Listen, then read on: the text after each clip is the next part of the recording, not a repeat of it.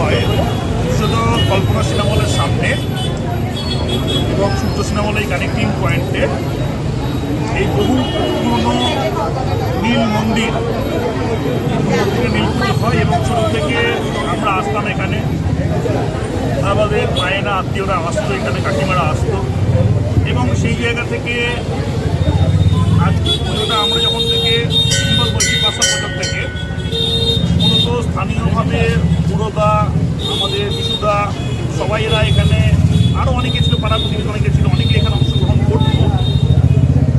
এই মন্দিরটা এত জাগ্রত ছিল এবং এখানে নীল পুজো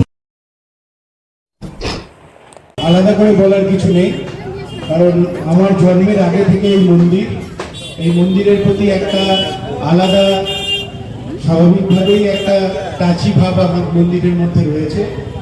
আর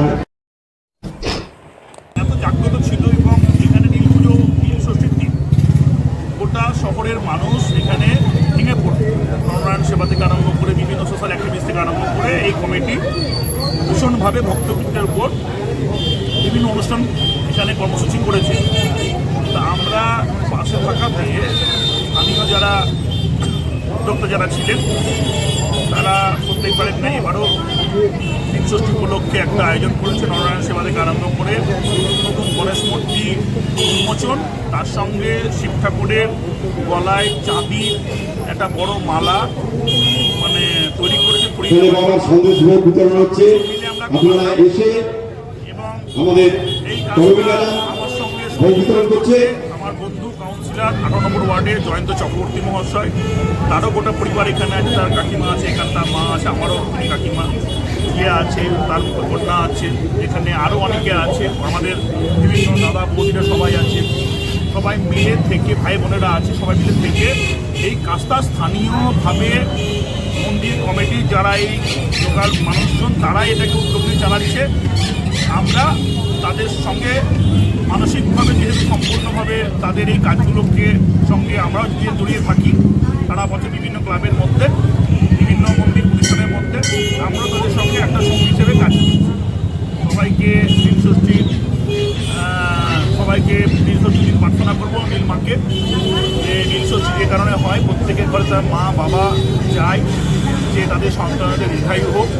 এই দীর্ঘায়ু কামনা করার জন্য মায়েরা করে উপোস রাখে যে প্রত্যেকটা মায়ের যেন তার যে সন্তান আছে, অর্থাৎ ছেলে মেয়ে যেই থাক না কেন, প্রত্যেকটা মায়ের কাছ থেকেই তো সন্তানদের হচ্ছে সৃষ্টি, সেই মারা যেন ভালো থাকে এবং মাদের সঙ্গে সঙ্গে মাদের যে আজকে উপাসনা, মাদের যে আজকে সারাদিন ধরে উপোস, সেটা যেন সার্থক হয় তাদের ছেলে মেয়েদের দীর্ঘায়ুর মধ্যে।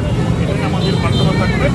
আর সার্বিকভাবে মানুষের জন্য আমরা চাইব যে সমাজে আমরা একা তো থাকতে পারি না, সমাজে আমাদের একটা মানসিক শান্তির দরকার হয়, যেটা ঈশ্বর ছাড়া কেউ দিতে পারে না।